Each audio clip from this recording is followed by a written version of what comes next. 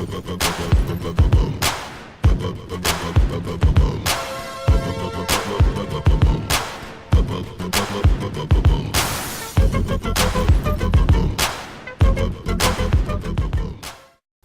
up, everybody? It's me again.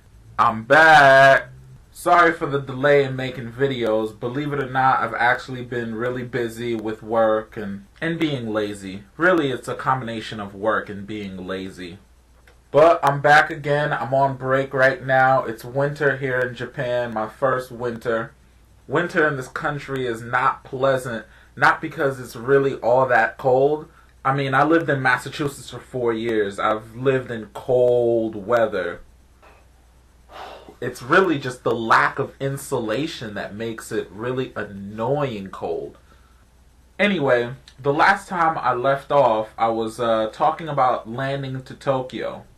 So, of course, as the plane pulls into the runway, I'm all like, I made it!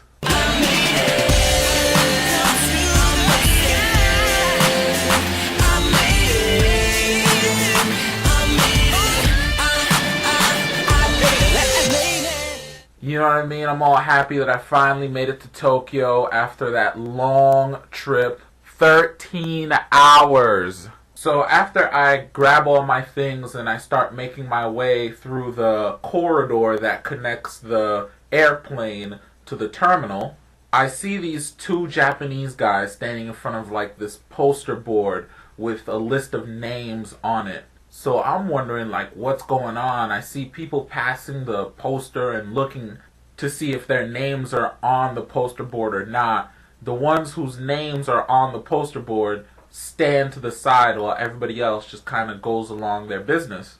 Of course, you know my name is on the list. I mean, why wouldn't it be, right? So I stand aside with everyone and we're just sitting there waiting because these two Japanese guys really don't speak much English. They're representatives of the airline and I guess the airline or maybe the airport itself, but they don't speak much English. So we're standing there waiting for a third guy who is on his way who speaks English. One of the jets asks the Japanese guys, "Are we in trouble?" And one of the Japanese guys responds by doing this face.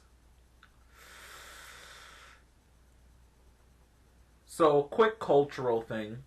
There's a philosophy in Japan about preserving the wa, and one of the ways that people maintain the wa, the peace, the balance, is not being direct when they have to give negative news.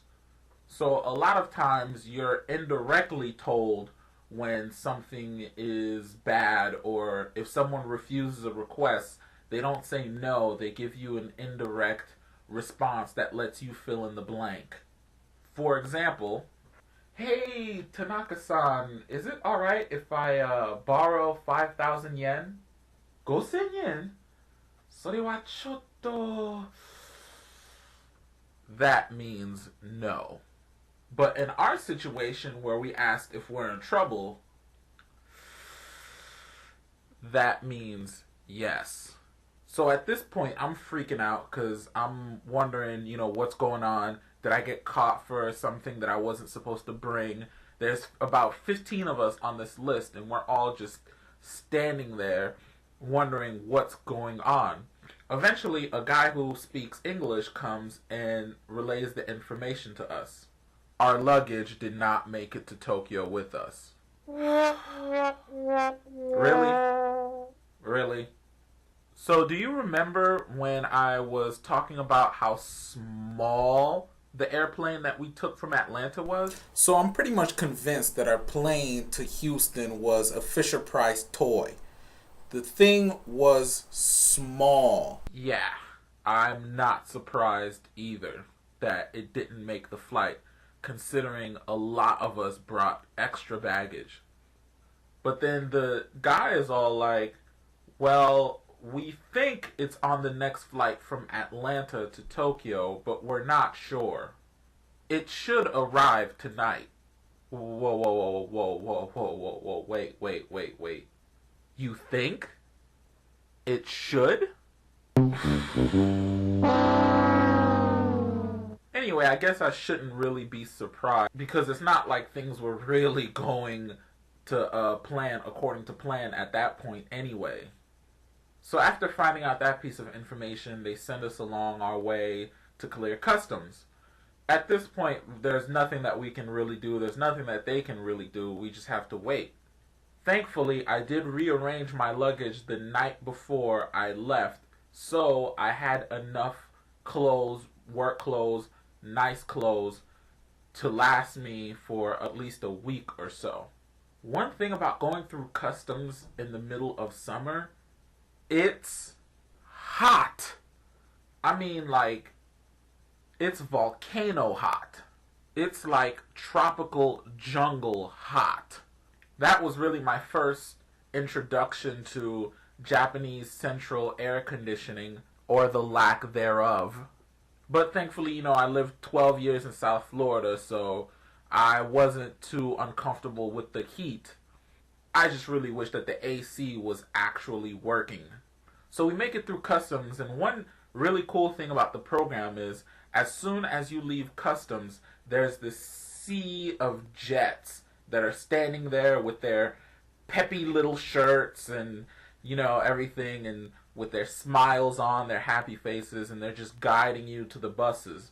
And so we tell the jet representatives what's going on with our luggage, so they go and double check with the Japanese people to make sure that everything is kosher. So we had to stand to the side and wait. Now, during pre-departure orientation, they told us not to exchange money at the airport because, one, the exchange rate was bad, and two, we wouldn't have time. Well, with the whole luggage situation, I had time, and come to find out that the exchange rate wasn't as bad as advertised. So during the time where we were just standing around, I said whatever, and I went and I exchanged some of my money. The reason being, up until that point, I had no Japanese money with me because the money that I was ordering at my bank back home didn't arrive in time. Finally, we get the go-ahead from the jet people and we walk our way to the buses. We had to take one of the last buses to the hotel because we had to wait to deal with the whole luggage situation. On the bus ride to the hotel, there was a jet person there who was telling us all of these things and giving us all these papers to fill out. I kind of thought it was bad timing because, after a long trip like that, you're not really prone to listen to someone talk at you. But I filled out the paperwork and just tuned out and really took the opportunity to take a look at Tokyo because this was my first time in Tokyo. I got to see the Tokyo Tower through the bus and whatnot, and eventually we made our way to the hotel in Shinjuku, the Keio Plaza Hotel, a really, really, really nice, like 4 or 5-star hotel. When we got there, I wasn't really in the mood to go exploring like a lot of jets were. I was really tired, emotionally and physically. So at that point, I just went up to my room and met my roommates. They put 3 of us in a room together, 2 beds, 1 pull-out couch thing. Being that my 2 roommates got there before me, guess who got the couch pull-out thing? Orientation. Orientation, it is what it is. I'm not going to go into too much detail about it.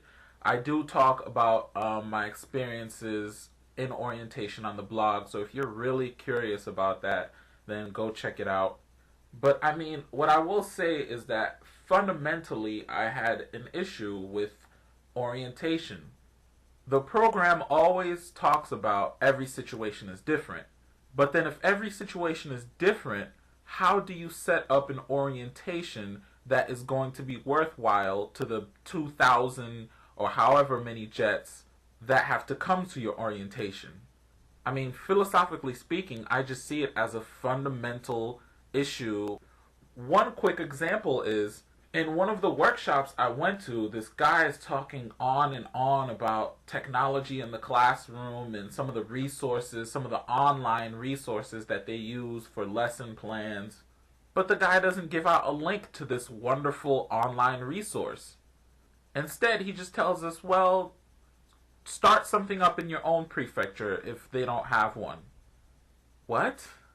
So, I mean, it's things like that where, look, I understand that you have to have orientation for a couple of reasons. One, it's really helpful for the jet lag. Two, because it's a government program, the government officials get to attend this opening ceremony and they get to address this whole group of new foreigners that are coming to their country. So it's nice to have an official beginning like that for the program.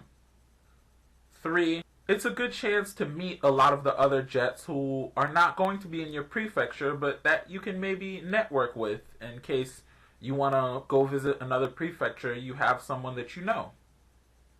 But then there's the cons. One, a lot of the information that we receive there is information that we already received from pre-orientation or from simply doing our own research. Two, once again, it's the fundamental flaw of every situation is different. If every situation is different, how do you create an orientation that is going to adequately address the needs of everyone? You can't. So it becomes a waste of time for a lot of the workshops. Three, an orientation is just so long and so jam-packed that you're just really tired all of the time. But, like I said in the beginning, it is what it is. I have some ideas on how it could be improved, but orientation was Sunday night, Monday, Tuesday, and Wednesday morning we had to leave. I only ended up going out Monday night. I wanted to go out Tuesday night, but I was too tired. I detailed some of those adventures in the blog, so check it out if you want to know what I did that Monday night. It wasn't that exciting, but if you're interested, go ahead and check it out. Well, I think I'll leave it there at the moment.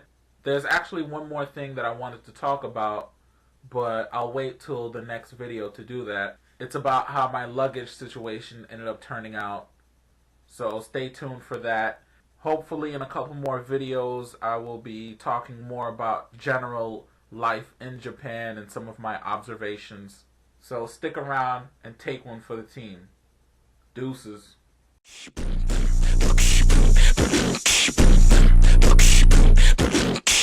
Doing my thing, pocket full of green, hand on my dick, get my $1,000 jeans. Your girl a queen, my girl a thing. You know what though? I'ma take this one for the team.